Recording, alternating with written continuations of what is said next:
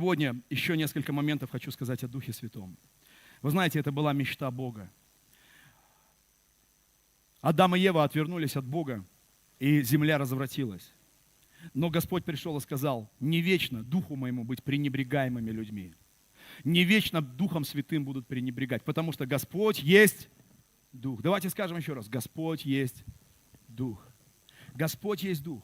И у Него была мечта снова быть с человеком. Снова быть с человеком. И Иисус Христос пришел и был распят на кресте не только, чтобы простить твой грех, но чтобы ты стал святым и чистым. Потому что Бог не может жить в грешном теле. Бог может жить во святом теле, освященном кровью Иисуса Христа. Иисус Христос пришел простить твой грех, родить тебя заново, сделать тебя снова чистым и святым, чтобы Бог со всем небесным офисом мог въехать в твое сердце и сказать: теперь отныне я буду жить в тебе, я буду ближе, чем твое дыхание. Аллилуйя! И знаете, что такое День Пятидесятницы? Это когда Господь вернулся в человека.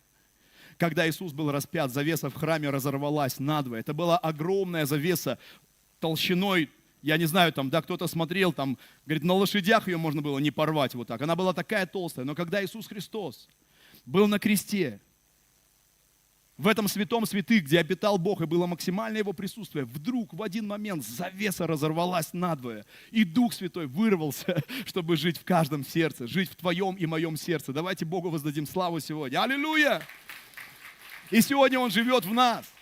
Сегодня Он живет в нас. И я хочу сказать, друзья мои, и для того, чтобы это понять, нам нужно получить откровение. Вы знаете, к сожалению, Дух Святой не приходит просто через информацию.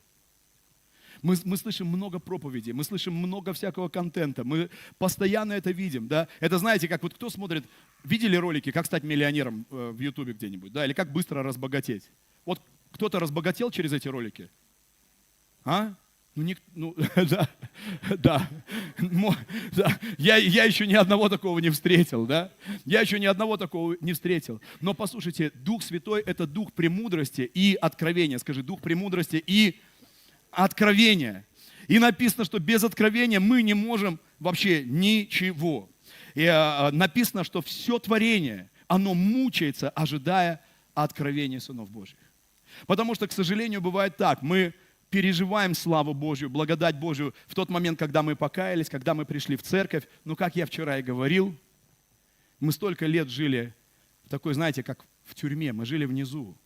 Мы так к ней привыкли, к этой тюрьме, что даже по прошествии там 2-3 месяцев в церкви, да, мы вдруг возвращаемся иногда в свою депрессию, в свою апатию, в свою отверженность. Я даже, знаете, но Иисус сказал: «Дух Господень на мне», чтобы открыть все темницы, чтобы выпустить всех измученных куда? На свободу. Вы знаете, я, кстати, решил посмотреть, вот думаю, как выглядят те, кто в самом низу. Хотите посмотреть? Бог взял нас с самого-самого низа, чтобы поднять нас наверх. Я нашел рыб, которые обитают на самом дне океана. Это не Спанч Боб. Хотите посмотреть? Давайте посмотрим на секунду. Есть, смотри, опа!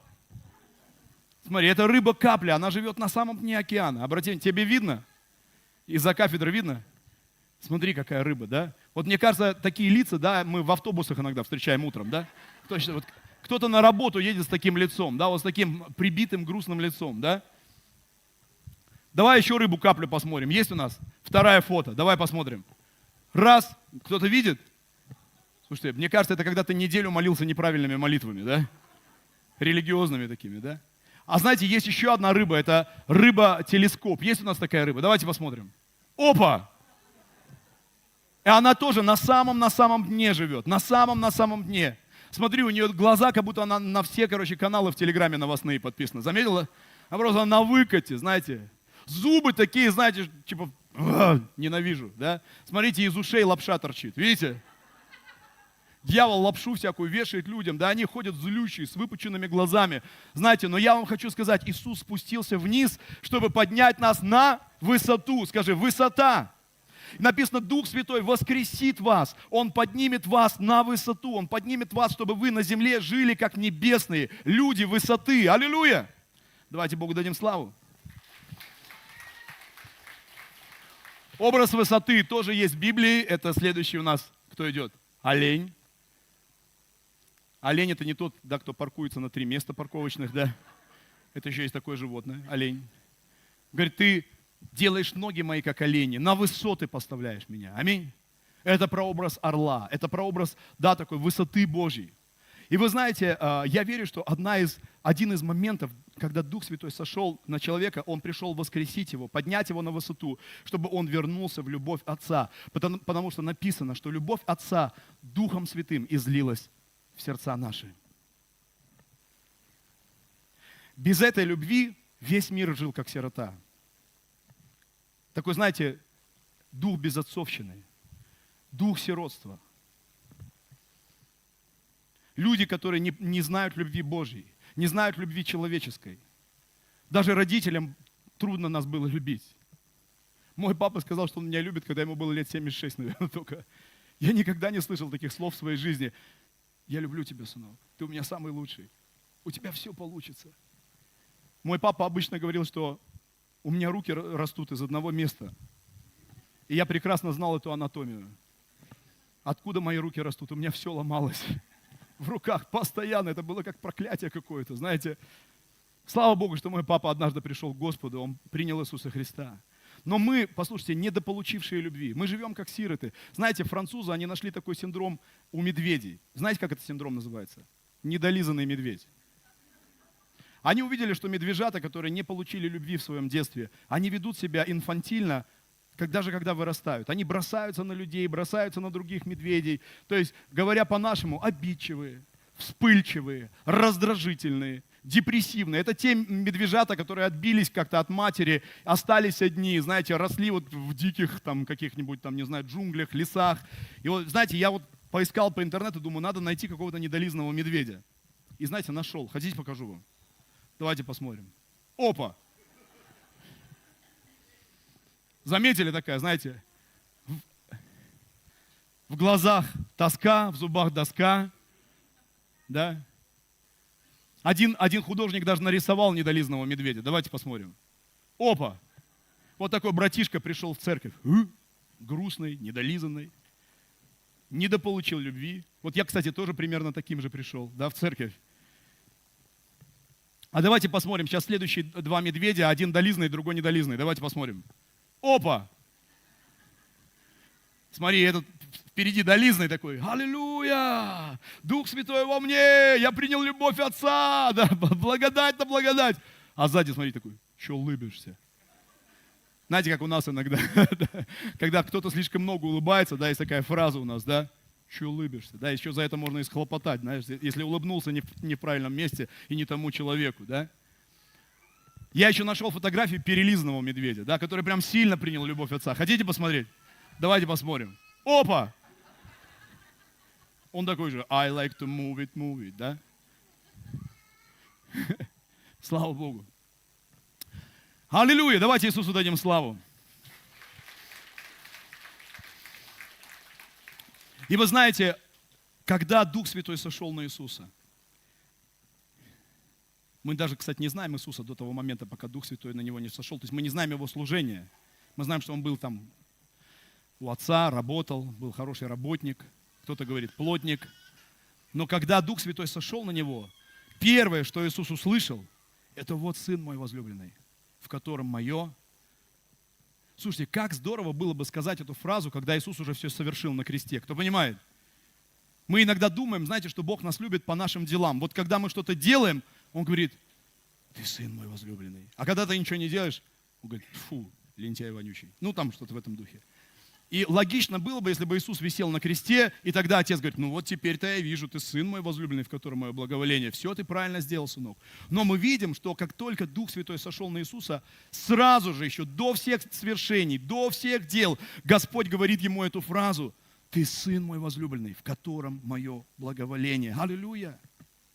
И я тебе хочу сказать, когда ты принимаешь Духа Святого, Дух сиротства уходит, приходит Дух усыновления.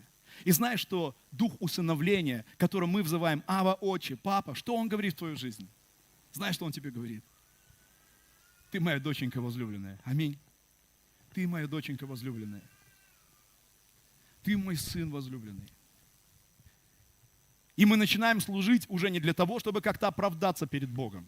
Не из чувства вины. О, если я не буду служить Господу, я пойду в ад. Нет, Иисус не служил из такого духа. Кто понимает? Мы служим из духа любви. Скажи, из духа любви. Потому что Отец любит нас. И эта любовь хочет прорваться через нас. И мы делаем дела Отца нашего, потому что любим Его. И Он вселился в нас, и мы с Ним одно. И мы соединились, и мы позволяем Богу действовать через нас. Аллилуйя! Давайте Иисусу дадим славу сегодня на этом месте. Аллилуйя! И это все делает Дух Святой. Это все делает Дух Святой. Аллилуйя! Давайте посмотрим. Иногда мы, знаете, мы выросли в такой культуре, когда мы так долго жили в этом сиротстве, что иногда, когда приходим просто к Богу, мы проецируем, знаете, наших земных родителей на Бога, которые тоже иногда были чем-то там недовольны или еще что-то, знаете. И я даже, знаете, вот просто нашел одно стихотворение. Хотите, вам прочитаю? Хотим? Сейчас найду его. Аллилуйя. Мне оно так нравится. Мне кажется, оно такое максимально, знаешь, отражает.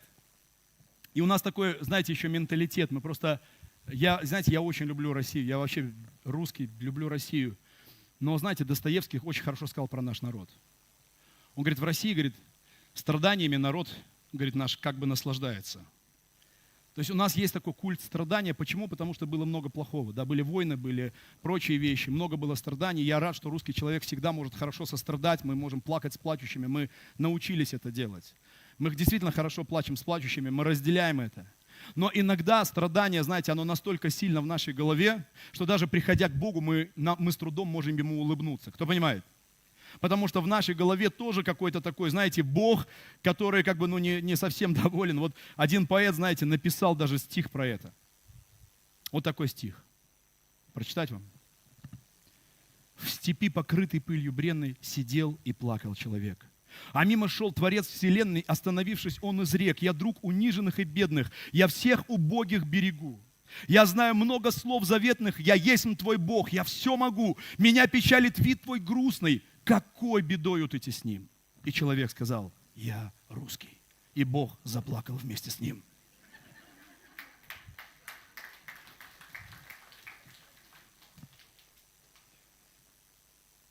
И знаете, если вспомнить, вот в какой культуре мы растем, в земной культуре, да?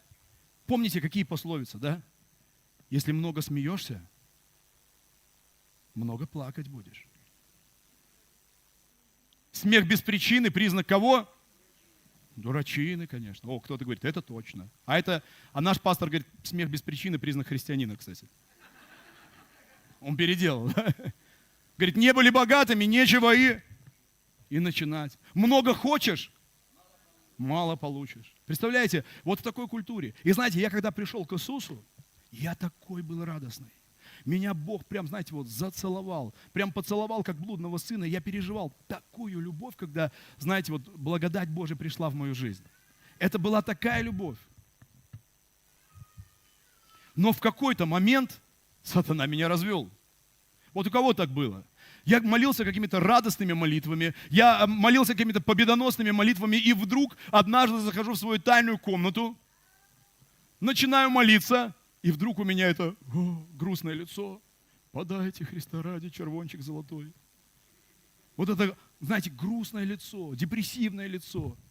И знаете, мне кажется, что Бог мной хронически недоволен, что каждая Его мысль меня раздражает. И моя мысль, знаете, что каждое мое действие, хотя я служил в церкви, отказался от грехов, я уже давным-давно уже, знаете, служил там и в прославлении, и там, и сям, и уже давным-давно, знаете, был в церкви, был посвященным, но по какой-то причине я приходил в свою тайную комнату, в свою молитвенную комнату, и я не находил там радости.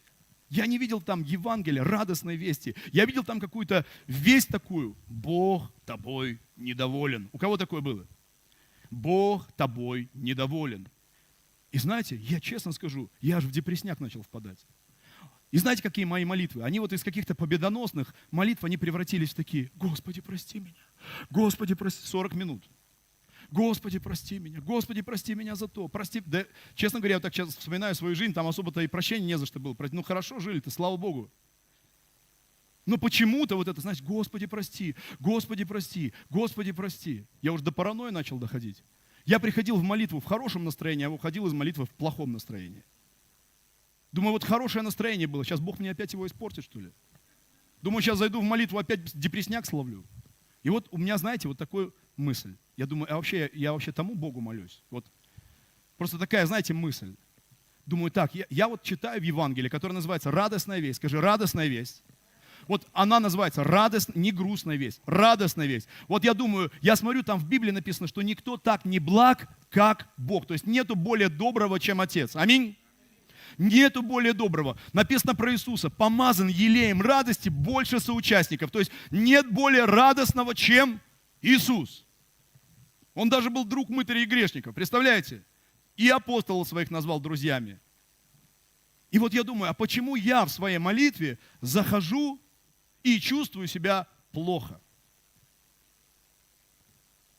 И знаете, вот слава Богу, что Бог дал мозги. Аллилуйя. Я даже такой псалом хотел написать. Бог дал мне мозги, аллилуйя. Бог дал мне мозги, аллилуйя. Бог дал мне мозги, аллилуйя. Я могу думать головой. Аминь. Потому что я же читал Евангелие. Я же рыдал, когда читал Евангелие. Я же рыдал от любви Божьей. Я же рыдал от любви Отца, который я там видел. И вдруг что-то изменилось. И я понял, что я словил какую-то ложь в своей голове. Вы слышите? Потому что я думаю, а кто может обвинять избранных Божьих, когда Бог их оправдывает? А кто может клеветать? А кто может... И Библия говорит, да дьявол может делать. Дьявол превращает радостную новость в грустную новость. Вы слышите? Он даже с Иисусом говорил Словом Божьим, потому что дьявол знает Библию лучше, чем ты. Только он толкует ее неправильно. Он толкует Писание против любимых детей Божьих. Вы слышите? И когда дьявол начинает толковать тебе Писание или говорить в твою жизнь, ты чувствуешь тяжелую плиту на своей жизни. А Иисус, когда толковал Писание своим ученикам, помните, они в депрессии шли двое в Емаус. Иисус к ним пристал, поговорил с ними немного. Они говорят, не горело ли сердце наше, когда Он говорил к нам? Вы слышите? Когда говорит Иисус, твое сердце горит. Он говорит в Духе Святом. Аминь. И знаете, что я сделал в своей комнате, я помню? Я такой, помню, встал. Кому-то надо так сделать. Если тебя уже давно, знаешь, в молитве не наполняет радостью Божией, давно нету избытка в молитве, я так сказал, так, стоп. Вот кому надо сказать так, стоп. Дьявол, я знаю, что это ты. Я говорю, мой папа любит меня всегда. Кому-то надо так сказать, мой папа. Светомузыка на лице. Ну, Ава отче, Ава это кто? Ну, вообще папа, да, ну. Говорит, мой папа, говорю, любит меня всегда. И я, знаете, думаю, надо прорвать оборону врага. У меня было такие два тапка, почему-то арабских, с такими загнутыми носами. Я их снял, такие аладдины, знаешь. И как начал танцевать там, аллилуйя, аллилуйя, аллилуйя, аллилуйя, аллилуйя, аллилуйя, аллилуйя. Я даже не знал, что хоровод можно в одиночку водить, знаете.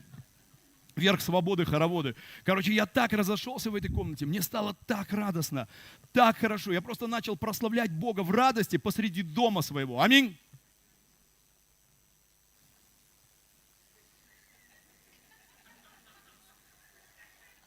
Ты сколько еще собираешься сидеть в унынии, в депрессии?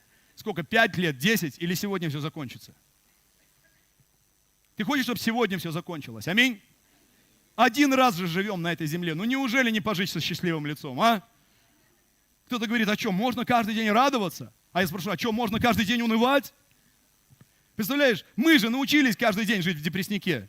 В унынии в каком-то, в тяжести, в трудностях. Ну давай поучимся каждый день жить в радости Божьей. Аминь, как Писание нас учит. Аллилуйя.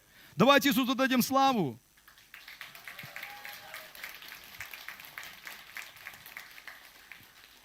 И знаете чего? Аллилуйя.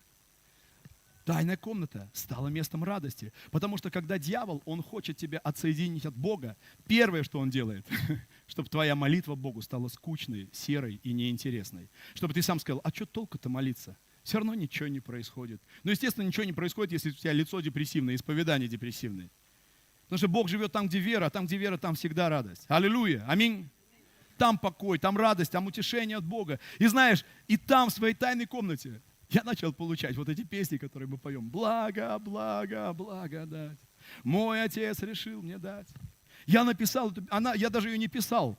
Она как-то с небес свалилась. Я ее даже не из-под волос где-то выскребал. Думаю, что бы написать, какой-то хит.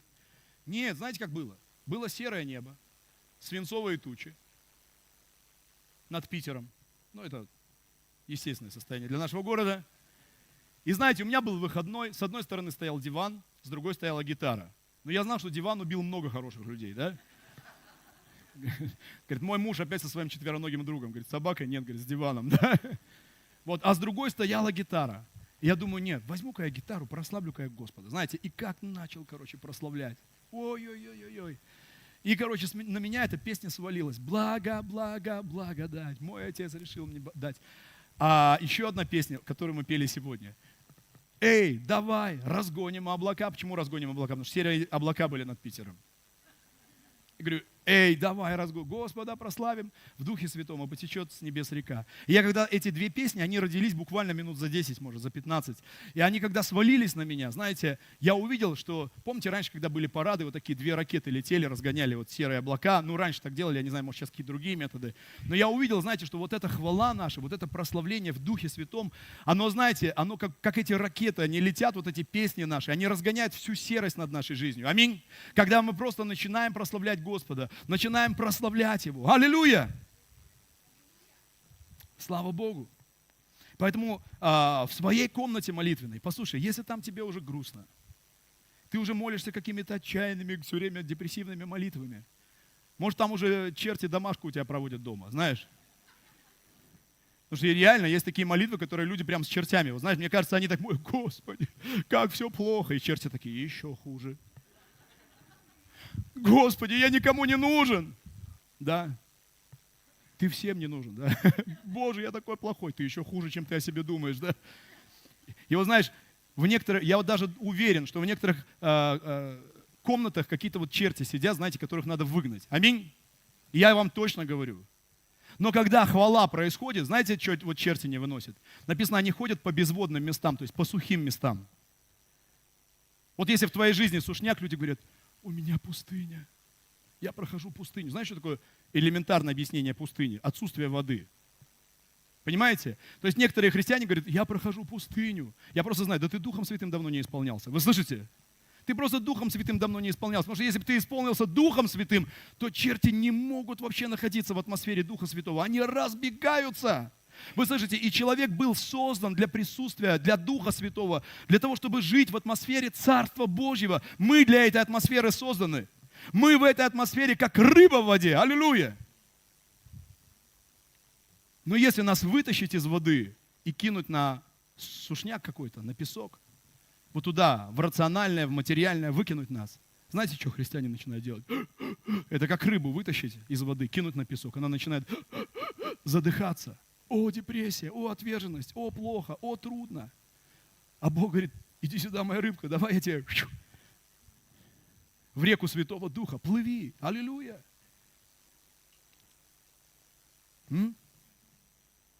Кто-то понимает, о чем идет речь? Нам нужна атмосфера Святого Духа. И знаешь, что такое атмосфера Святого Духа? Царство Божье есть мир, праведность и радость в Духе Святом. Вот тебе как-то индикаторы, да? Вот тебе лакмус. Ты сам на себя в зеркало посмотри утром и посмотри, ты фейс-контроль на Евангелие прошел сегодня или нет. Просто вот я сам себе так иногда смотрю, думаю, если на меня смотрит какой-то хмурый, серьезный тип сложный, я думаю, брат Виктор, ты куда-то, пропустил поворот какой-то, да?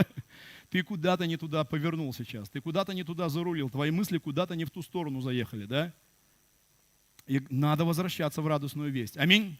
Надо возвращаться в Евангелие, где Бог тебя любит, где Дух Святой излил на тебя любовь Отца, где Дух Святой дает тебе силы проповедовать Евангелие. Аминь. Поэтому посмотри иногда на свое лицо. Если у тебя лицо такое, знаешь, что делай? Входи в комнату, бери самое радостное прославление. Например, Виктор Лавриненко, альбом «Благодать». Аллилуйя. И как устроить танцы у себя в комнате? Ты делал так когда-нибудь? Такие танцы. Написал я, маленькое свидетельство, написал я песню «Благодать», пишет мне человек.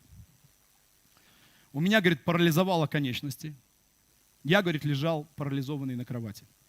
У меня была девушка, она ушла, родители неверующие, отец пил. И я, говорит, ругал Бога. Вот кто смотрел «Форрест Гамп», помните, там такой был мужик, который там все хулил Бога, ругал. Вот я, говорит, лежал и ругался на Бога, просто ругался на Бога. И вдруг кто-то из друзей скидывает мне альбом «Благодать». Я, говорит, начинаю орать эти песни. Благо, благо. Просто не знаю, говорит, что-то меня накрыло. Благо, благо, благодать.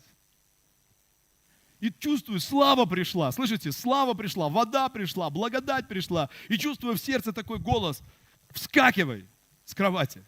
Я перекатился, бум, вскочил, и у него, говорит, исцелили конечности в этот момент. Аллилуйя! Отец, говорит, когда увидел, пришел в церковь. Я не знаю, как так происходит. Это сверхъестественно. Аминь. Аллилуйя! Слава Богу! И вот послушай, давай посмотрим еще одну фоточку. Это фото блудного сына. Смотрите, есть у нас такая. Во, смотрите. Блудный сын. Смотрите, первое, что отец дал, когда сын вернулся домой. Помните, что сделал отец первое?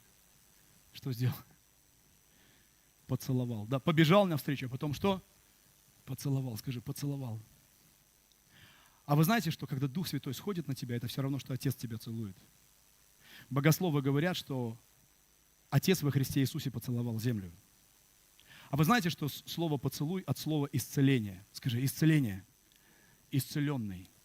То есть, когда ты переживаешь Божью любовь, у тебя все внутри что?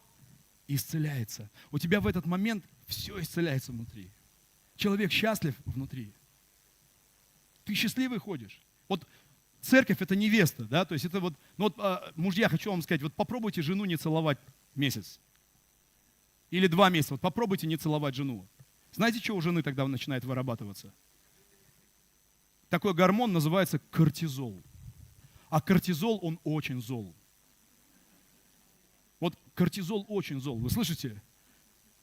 Вот то же самое, если, смотрите, если церковь давно не переживала поцелуй Иисуса, если люди верующие давно не переживали любовь Иисуса, у них начинает вот как кортизол вырабатываться. Вы замечали? Они такие прям, такие нахлобученные, злые, такие, ищут еретиков, ведьм там, где там, кому что там поддать, кого там, да?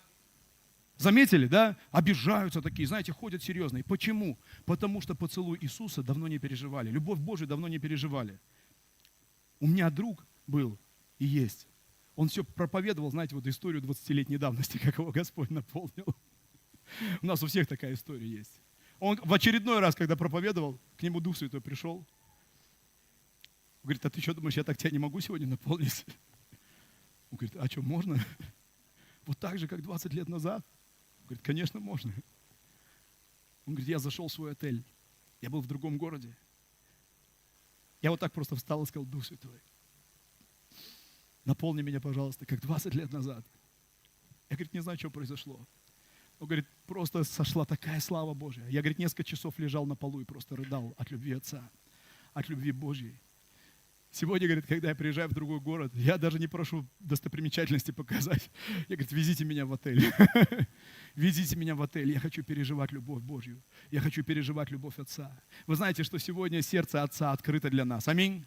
Точно так же, как он поцеловал блудного сына, он звал и старшего сына, но старший сын, написано, не хотел войти. Знаете, кто не попадает в любовь Отца и на пир? Только тот, кто сам не хочет. А сердце Отца, оно открыто, оно хочет. Аминь. Оно хочет. И я вам хочу сказать, аллилуйя, когда я начал исполняться Духом Святым в своей комнате, когда я начал прославлять Его, молиться Ему, знаете, Дух Святой, Он, знаете, дал такой избыток. Я всему миру, знаете, мне пришло такое желание всему миру кричать о том, что Иисус Спаситель. Аминь. Мы создали группу, мы начали проповедовать неформалам, мы начали проповедовать этим рокерам. Так было интересно видеть, когда ты проповедуешь вот так Евангелие, как Иисус любит. А вот здесь, я помню, там такие, знаете, у нас там по 100 человек собиралось, таких, знаете, с тоннелями в ушах, с татуировками, там, у кого-то язык надвое разрезан, там, знаете, там, татухи, там, все дела. И я им говорю, Иисус любит вас, Иисус любит вас. Они сидят, все рыдают просто, знаете, течет там все с их лица, там, они каются, принимают Бога. Потому что когда ты сам исполнен, аминь, Духом Святым, то начинает из тебя течь река, которая дает жизнь другим людям. Аллилуйя! И все, что нам нужно, это просто в простоте прийти к Богу и исполниться Его любовью, исполниться Духом Святым. Аминь! Аллилуйя! Я чувствую, будет пробуждение здесь. Аминь! Аллилуйя! Слава Богу! Будем заканчивать. Будем заканчивать.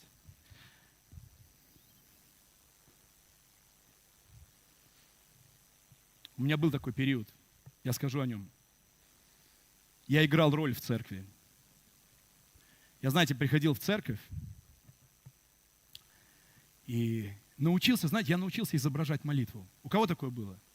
Вот у меня одна проблема была в жизни однажды, это я был лентяй жуткий. У кого такая же тема? Лентяй.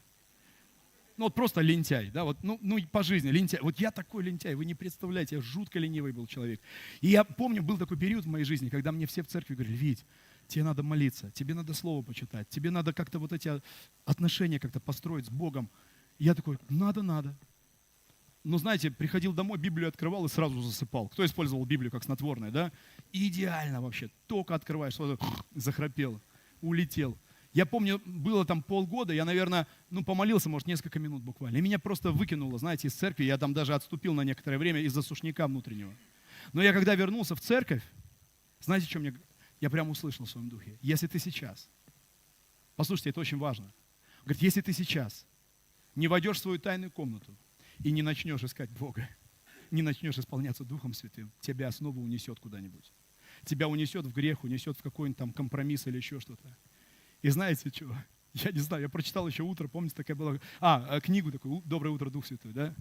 Про одного парня, который с Духом Святым подружился. А я так зарядил, так вдохновился, я думаю, все, буду вставать пораньше, чтобы с Духом Святым проводить время. И знаете что? Я решил, думаю, буду час молиться, потому что Иисус, написано, да, Он сказал, не могли бы вы хотя бы час со мной пободрствовать? Это тот парень мне такой челлендж кинул, и думаю, ладно, час так час. И знаете, что я делал? Отделял час, вставал пораньше, с 7 до 8 у меня была молитва, и я исполнялся Духом Святым. Я, знаете, начал молиться, думаю, чувствую я что-то, не чувствую, я буду исполняться Духом Святым. Я буду исполняться Духом Святым. И представьте себе, аллилуйя, 2 недели я вообще ничего не чувствовал. 2 недели вообще ничего не чувствовал. Я просто чувствовал, знаете, что какие-то, знаете, вот, просто ничего не было. А через 2 недели вдруг повеял ветер в моей комнате. Ветер Святого Духа. Скажи, ветер Святого Духа. И меня начало сильно-сильно наполнять Духом Святым. Я буквально начал исполняться Духом Святым настолько сильно, что мне захотелось всем рассказать. И я хочу тебе сказать, дорогой мой друг, пожалуйста, зайди в свою комнату, как Иисус просил. Аминь. Если ты, может быть, там давно не был, может, твоя молитва уже там 2 минуты стала, там, знаешь, просто аллилуйя, Иисус Господь, аминь. Начни не просто молиться, начни переполняться Духом Святым. Вы слышите? Включай прославление, включай поклонение. Иисус хочет поцеловать тебя, как много лет назад. Аллилуйя! Давайте Иисусу дадим славу. Иисусу дадим славу. Вы еще не устали? Переполняться Духом Святым. Я когда начал переполняться Духом Святым, я начал танцевать, радоваться перед Богом, славить, вот так вот скакать перед Богом, знаете, славить Иисуса. Пришел мой брат родной в церковь, смотри, я такой радостный, веселый, исполненный Духом Святым, скачу, прыгаю под благодать. А он только покаялся, такой подходит в конце служения: Витя, мне не нравится. Он привык, что в церкви надо вот так стоять. Там. Говорит, вот когда пастор выходит в пиджаке, важный, я понимаю. Вот когда ты вот свою свистопляску там устраиваешь, мне это вообще не нравится. Но я понял, нет пророка в своем отечестве, у меня был один секрет. Я помолился, чтобы ему сон приснился. И вот моему брату снится сон. Приходит бабушка, которая молилась, она как бы за нас, за всю нашу семью. Она уже на небе. Она уже умерла, воскресла, пошла на небо. И вот, представляете, ему снится сон на 3-й день.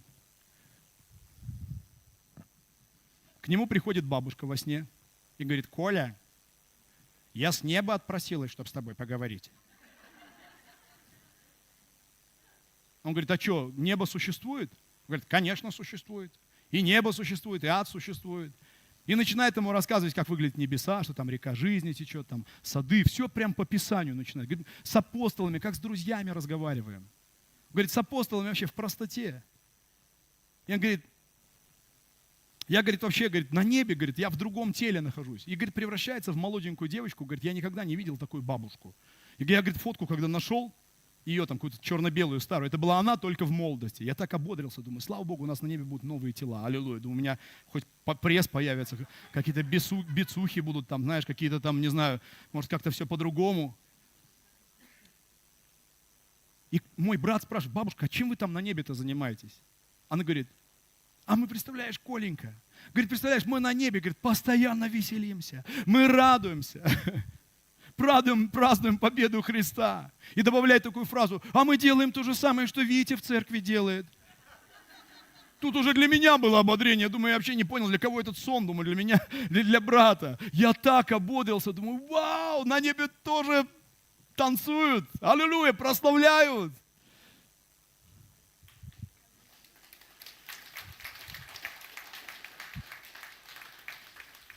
И вот послушай, и вот Коля говорит, бабушка, пожалуйста, вот бы ты вернулась к нам, мы так по тебе скучаем. Такой сон. Бабушка, короче, разрушает идею реинкарнации. Говорит, нет, Коленька, я, говорит, уже не вернусь. Я здесь буду ждать. Ну и к кому надо возвращаться, там, ревматизм, ЖКХ платить, знаете. Ну вот. И он говорит, я уже не вернусь. Но я, говорит, тебе, Коленька, бы дала бы совет. Вот если бы я, говорит, жила на земле, я бы, говорит, на земле, говорит, жила бы по-небесному. Я бы вот точно так же, послушайте внимательно, вот точно так же, как на небе, я бы, говорит, на земле каждый день бы радовалась, каждый день бы веселилась, отмечала бы победу Христа. Аминь. Я бы каждый день славила Его. Я бы каждый день жила бы в этом состоянии. Аминь. Аллилуйя. Мы должны получить откровение, что мы с вами небесные. Аминь. Мы с вами небесные, исполненные Духом Святым. Мы уже граждане неба. Иисус был исполнен радости, и вокруг Него были тысячи людей. Аллилуйя. А когда я хожу в депрессии, я все один да один. Люди говорят, у нас своих проблем хватает, зачем нам еще твою депрессию? Да? Послушай, исполненные радости, и исполненные славы, исполненные Духа. И последнее фото покажу, и будем молиться. Давайте покажем пустыню. Смотрите. Это пустыня мексиканская. Там не было дождя 70 лет. 70 лет не было дождя. 70 лет не было дождя. Представьте себе. Там еще вторая фотка этой же пустыни есть где-то. Да? Сухая пустыня. Давай, есть сухая пустыня. И вот представьте себе, в один день в этой пустыне прошел дождь. Прошел дождь. И оказалось, что в этой пустыне, послушайте, там были миллионы семян цветов, которых ветер нанес. И представьте, в один день, на следующий день, смотрите, что случилось в пустыне. Давайте посмотрим. Вау! Вся пустыня расцвела. Давайте еще одну фотку покажем. Это все в цветах, да, вот на проекторе, может, не так сильно видно, но на самом деле это вся пустыня в цветах. И вот послушай, мой дорогой друг, хочешь, я тебе скажу? Вот мы можем быть в церкви, вы слышите? Слышать тысячи проповедей. Слышите, у тебя уже голова вся засеяна семенами. Ты уже весь в семенах. Тут каждый может выйти и проповедовать за этой кафедрой. Кто понимает? Мы все уже в семенами засеяны. Но чтобы семена расцвели в нас, нам нужен Дух Святой. Нам нужен дождь Святого Духа. Скажи, дождь Святого Духа. Есть у нас клавишник, кто-то может выйти поиграть. Аллилуйя. Скажи, дождь Святого Духа. Дождь Святого Духа. И я сегодня хотел бы помолиться. Аллилуйя. Чтобы этот дух усыновления, который говорит тебе, ты мой любимый сын, любимая дочь, чтобы этот дух силы Божьей, который наполняет нас и дает нам силу проповедовать Евангелие. Аминь. Чтобы этот дух любви Божьей, он бы сегодня сошел на тебя. Чтобы ты перестал быть пустыней, а стал цветущим садом. Аллилуйя. Чтобы ты на этой земле жил по-небесному. Потому что Иисус говорит, да будет на земле воля, как, смотри, на земле, как Иисус, когда ходил по земле, Он как небесный ходил. Поэтому столько сверхъестественного было, столько чудес было, столько славы было. И Он сказал, молитесь, чтобы Царство Божие, да придет Царствие. Аминь. А что такое Царствие? Мир, праведность и радость. В чем? В Духе Святом. Кто этим служит Христу, тот угоден Богу и достоин одобрения от людей.